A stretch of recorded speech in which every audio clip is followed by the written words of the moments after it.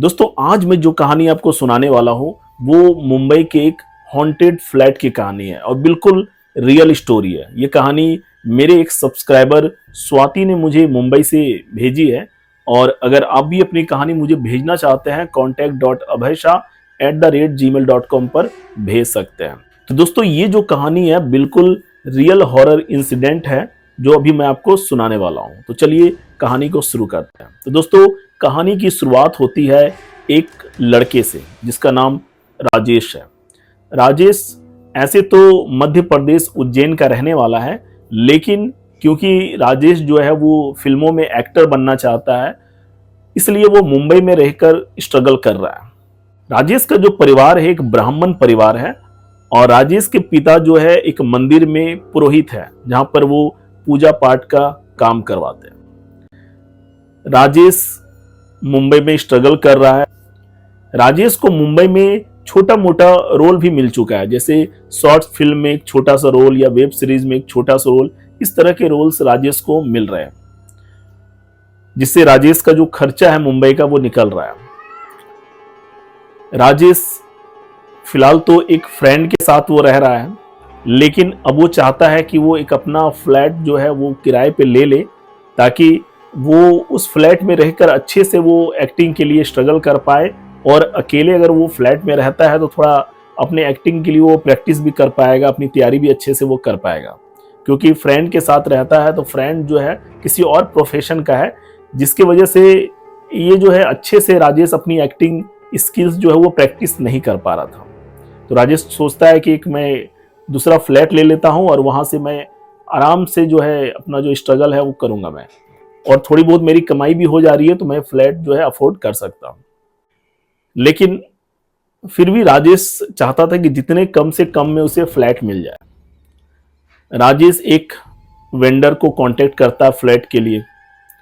Vendor Rajesh को बताता है कि एक फ्लैट है जिसका रेंट जो है वो काफ़ी कम है और बहुत ही सस्ते में तुम्हें मिल जाएगी वो फ्लैट। अगर तुम चाहते हो तो चलो मैं तुम्हें वो फ्लैट दिखा देता हूँ। राजेश उस वेंडर के साथ फ्लैट देखने के लिए चला जाता है।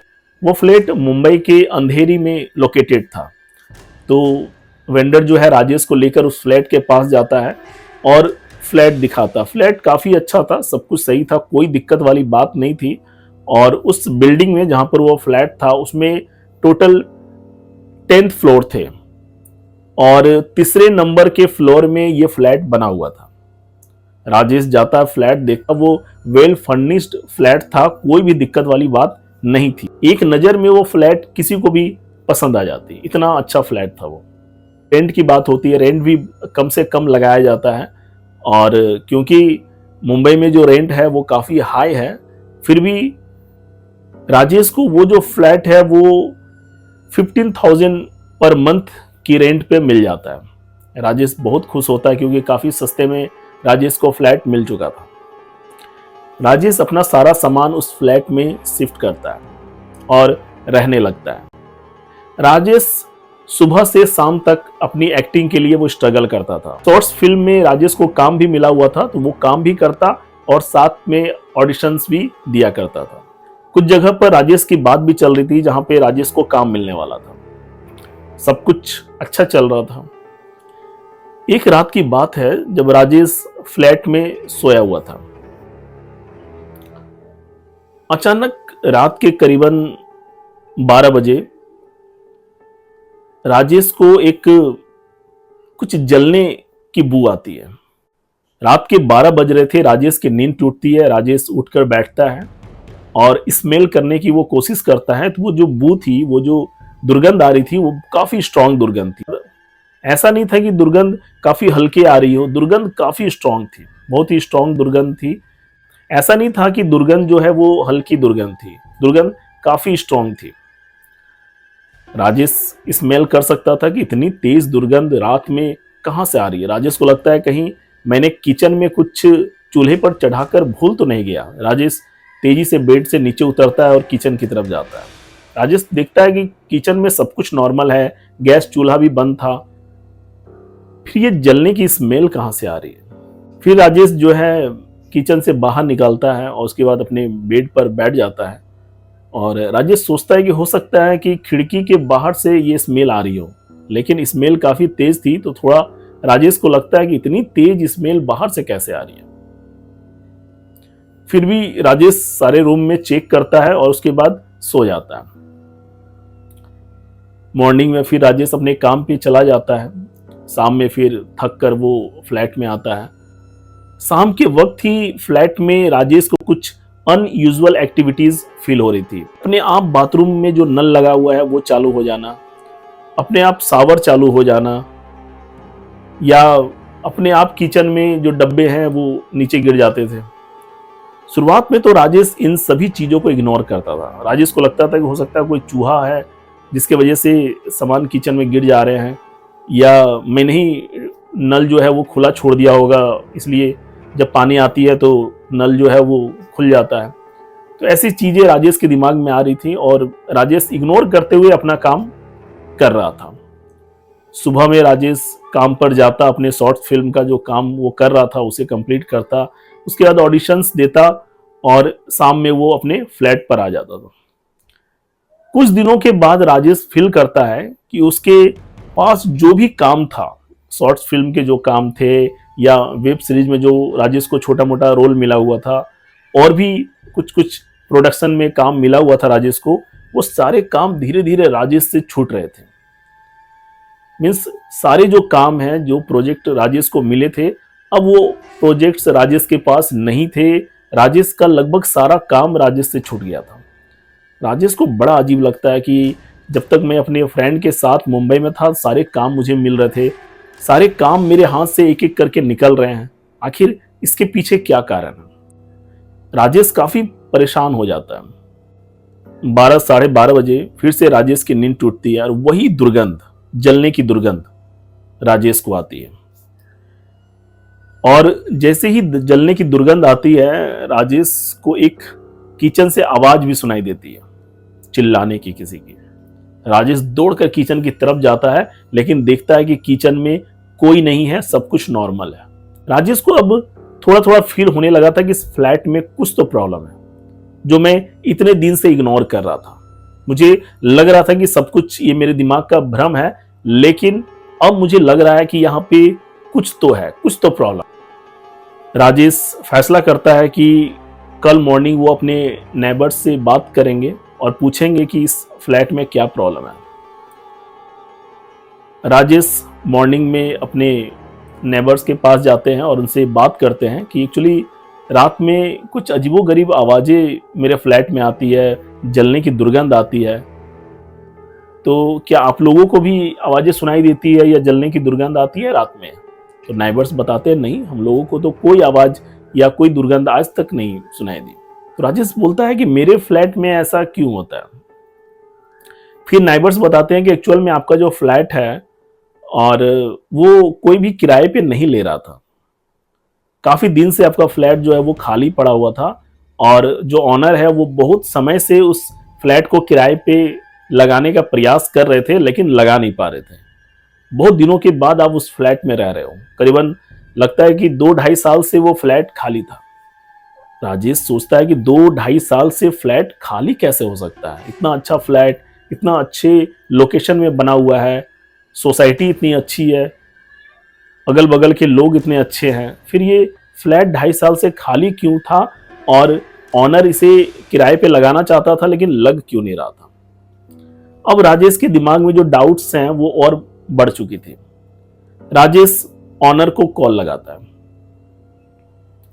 राजेश ऑनर को कहता है कि देखिए आपके फ्लैट में कुछ अजीबोगरीब एक्टिविटीज हो रही हैं, अजीबोगरीब आवाजें आती है, जलने की दुर्गंध आती है, और शुरू में तो मैं इसे इग्नोर कर रहा था, लेकिन मुझे लग रहा है कि आपके फ्लैट में कुछ तो प्रॉब्लम है।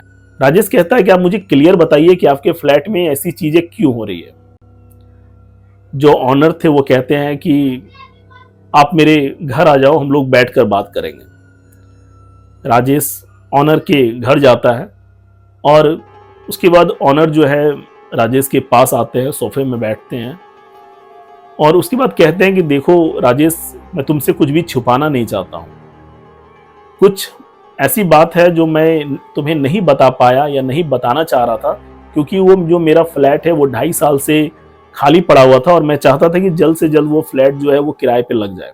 लेकिन क्योंकि तुम्हें कुछ ऐसी चीजें उस फ्लैट में फील हो रही है जो सही नहीं है, इसलिए मैं सारी बातें तुम्हें बता रहा हूँ। फ्लैट ओनर बताते हैं कि करीबन 2.5 साल पहले उस फ्लैट में एक लड़का रहता था जो पेशे से राइटर था और फिल्मों की स्टोरी, फिल्मों के स्क्रीन प्ले, डायलॉग्स, ये चीजें लिखा करता था। और उस लड़के को अच्छा खासा काम भी मिल रहा था, बहुत सारे प्रोजेक्ट्स पे वो काम कर रहा था, बहुत सारी स्टोरी उसने लिखी भी थी जिस पर वेब सीरीज, शॉर्ट मूवीज, ये सब कुछ बन भी रहे थे। उस लड़के को अच्छा काम मिल रहा था, जिसकी वजह से जब भी उसे काम अच्छा मिलता वो अपने दोस्तों को बुलाकर उस फ्लैट में पार्टी किया करता था। एक दिन की बात है जब वो फ्लैट में पार्टी कर रहा था। सारे पार्टीज में उसके जितने भी फ्रेंड्स थे सब एंजॉय कर रहे थे।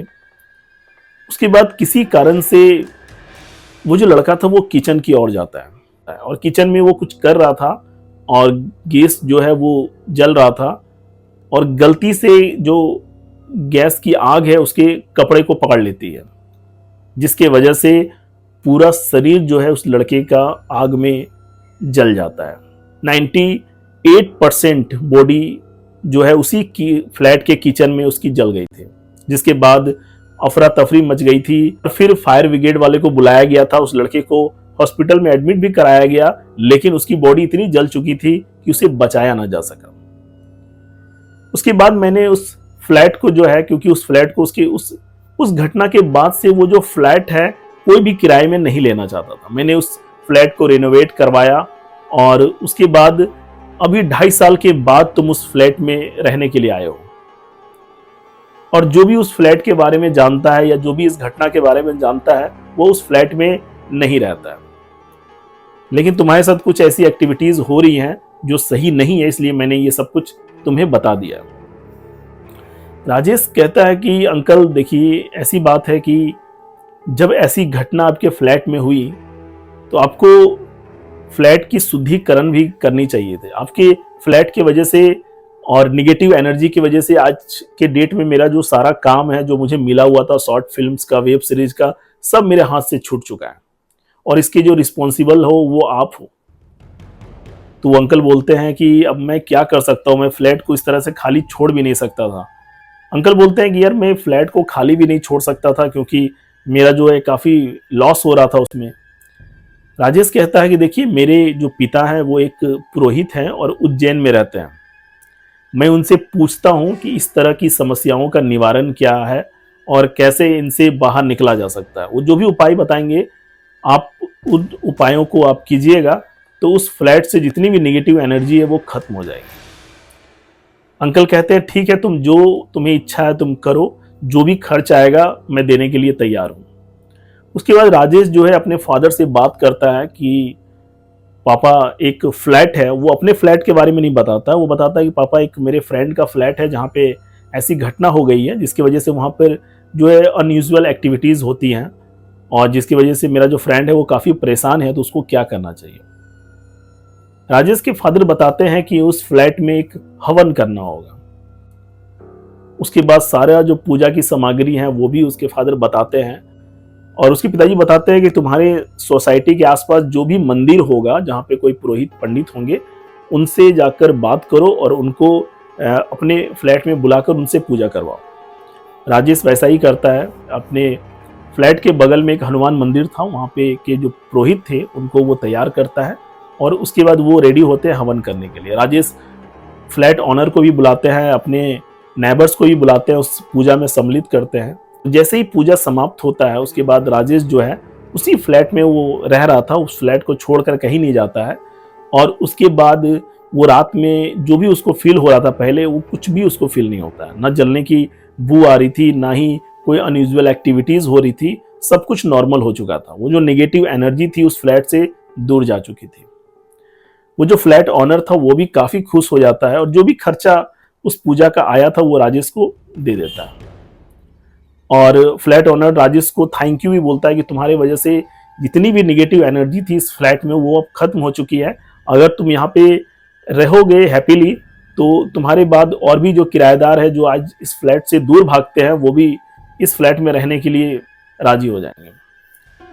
उसके बाद आराम से राजेश उस फ्लैट में रहता है और जितने भी काम राजेश के छूट गए थे वो सारे काम राजेश को दोबारा मिल जाते हैं और राजेश का जो लाइफ है वो हैप्पीली स्मूथली चलने लगता है। तो दोस्तों ये कहानी थी एक मुंबई के हॉन्टेड फ्लैट की। आपको कैसी लगी एक कमेंट के माध्यम से जरूर बताएं। Thank you.